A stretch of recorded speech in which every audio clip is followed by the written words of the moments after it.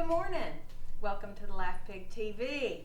This morning in the Laugh Pig kitchen, we are poking around with the humble pokeweed, pokeberries and poke root, poke salad, everything that comes along with this humble little plant that if you live in the South in the summertime, you know exactly what this is. Those shiny purple berries that the birds eat and then they poop purple all over your white car. That happens a lot here. So anyway, I have been studying in all of my free time what our forefathers here in the South, particularly here in the Southeast, Lower Appalachia, foothills of the Smoky Mountains. You know, pharmaceutical companies haven't been around forever, haven't been around for very long at all, producing pills that we can take for every ailment and a whole lot of ailments we don't have that they say, here, you need these anyway. They haven't been around forever. What did our forefathers, our great-grandmothers, great-grandfathers and the such do when they needed medicine? What I have found out is this humble pokeweed that I was always told was poisonous. The urban legend has always been that these are poisonous.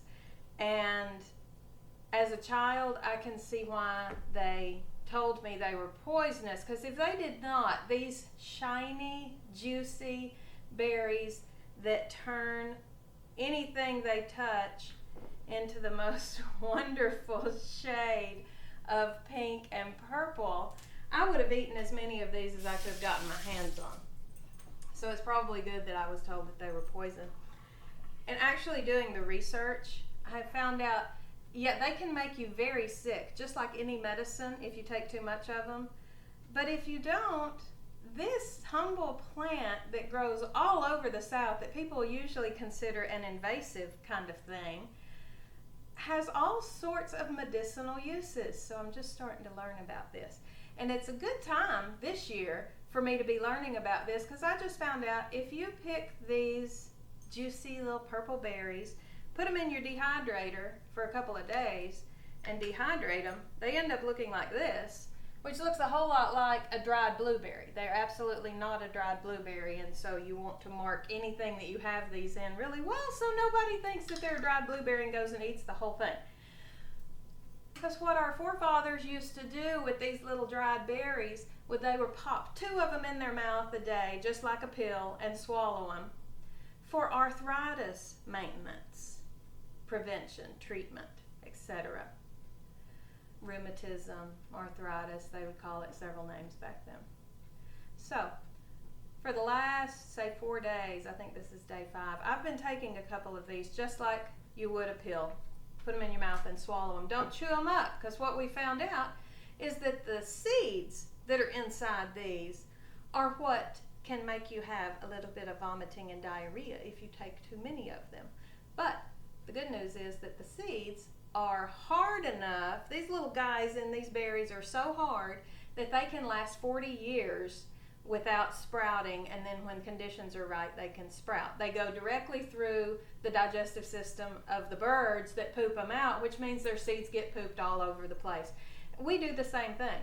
If we don't try to chew these seeds up, they're going to come right out undamaged and not hurt us at all. So that was one interesting thing I found out about the pokeberries. Another thing I found out about the pokeberries is this was from a university paper somewhere, one of the universities in Oklahoma back in the 60s, early 70s, did a paper trying to find out, are these really toxic or not?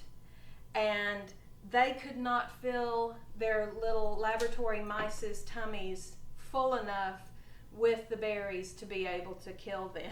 They would have had to feed them way more berries than what the size of their tummy was to be able to get some fatality results with their rodents. So the idea that these are toxic and that they're poison, they're going to kill you, no, not so much. But if you try to overdo them even a little bit, like I said, I took 2 of these. The dosage on these is 2 of them, 2 little dried berries. So I'm not going to overdo it. And of course, I'll keep testing it for a few more days before I try to give it to someone else or my family or anything. But so far, so good with these. If you don't know about the berries and things to do with the berries, what you may be familiar with if you're from the South in the springtime is poke salad, which are the shoots, the little green shoots of this plant as they start coming out of the ground. They look a little bit, the shoots themselves look a little bit like asparagus. This one's really tiny. And then it has the leafy stuff at the top. As they grow, see how your stems get red? The stems get red as they grow. But these are the little shoots that come out of the ground. And in the South, this is a huge spring tonic. I always had what our family would call a mess of poke salad in the springtime. At least one. Usually we would have several. And it's also been rumored that these are toxic. Well, they are a little bit toxic, about this much. The recommendation is that you boil these greens a couple of times, pour the rinse water off, pour the boiling water off, and then cook them just like you would any other green. I've done it that way. I've done it without parboiling it, and it still didn't make me sick, so I'm going to leave that one up to you. But poke salad is very nourishing in the springtime. It's a very good blood and body tonic according to old writings. So there's poke salad. We've got poke berries, which are the berries that come on in the summertime. And then this fall, what we're going to be doing, and we'll see if we can do another video on it, is to dig up the poke root. Pokeweed is a perennial. It's going to die back in the fall. It's going to come back in the spring.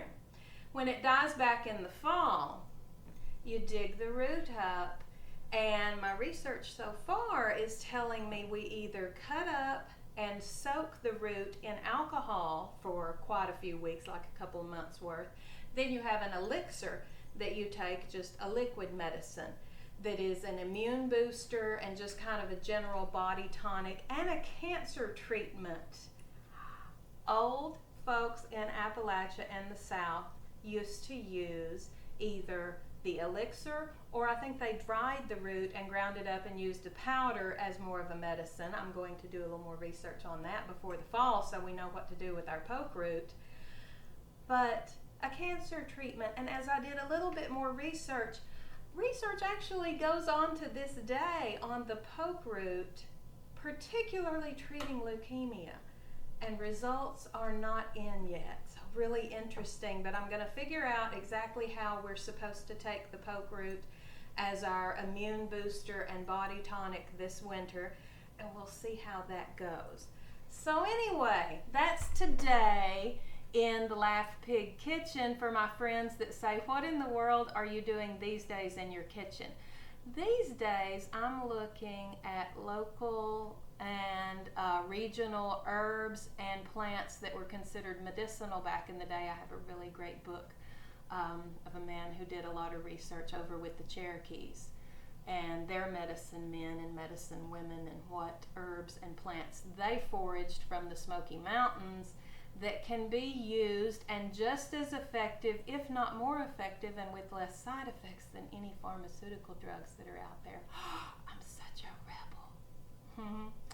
So have a great day from the Laugh Pig TV. Next time you see the humble pokeberry hanging out, smile and wave at it. Hi. Have a great day.